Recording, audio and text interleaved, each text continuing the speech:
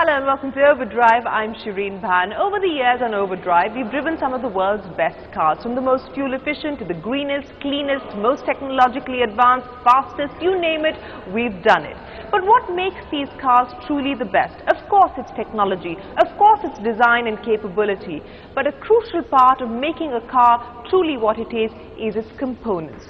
So Jamshed decided to visit one such German component supplier that can explain to us what makes the world's best cars truly the best.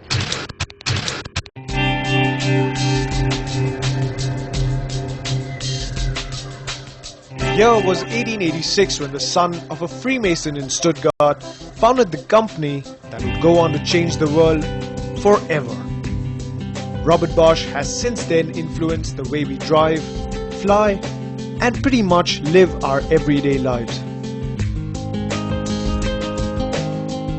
And every year, journalists from across the world are invited to Bosch's headquarters in Germany to witness their take on the future of technology. This year was the 62nd such exhibition of Bosch's technological prowess.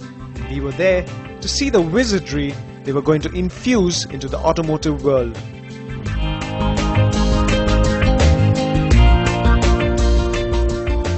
And of all the technologies, theories and visions discussed, two controversial subjects stood out: driverless automated cars and electric cars. Now, I wasn't alone in doubting the feasibility of these eventualities, but members of Bosch management were convinced that this was indeed the way forward.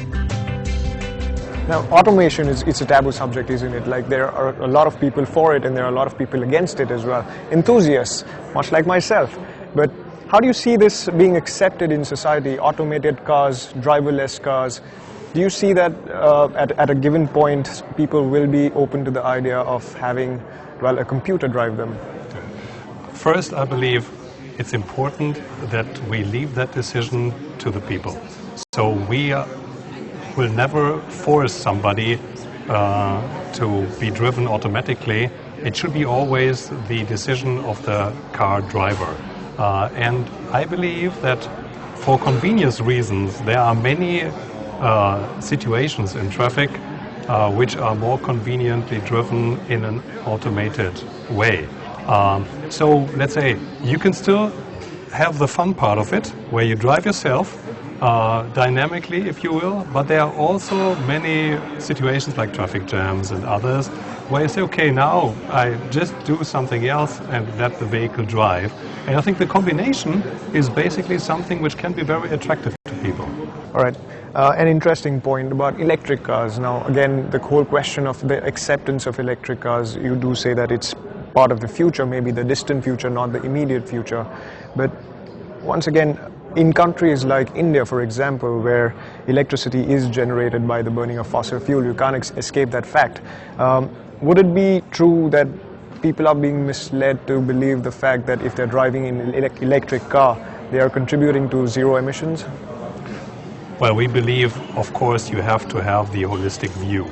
On the one hand side, of course, the preconditions for people driving is that they can, let's say, fulfill their demands, which are about range, which are about availability of the car, and which are about how long time does it take to fuel up or charge up the car. And last not least, is the affordability also given. On these things we still need to work.